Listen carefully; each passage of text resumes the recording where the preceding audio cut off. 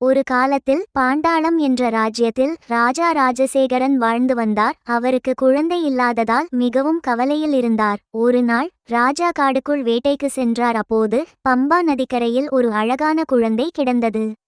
அந்த குழந்தையின் கழுத்தில் ஒரு மணி இருந்தது. அதனால் அந்த குழந்தைக்கு மணிகண்டன் என்று பெயர் வைத்தார். ராஜா அந்த குழந்தையை அரண்மனைக்கு கொண்டு வந்து தனது மகனாக வளர்த்தார்.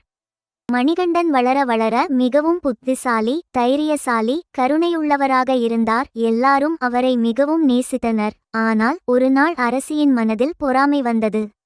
தனது மகன்தான் ராஜாவாக வேண்டும் என்று எண்ணினாள்.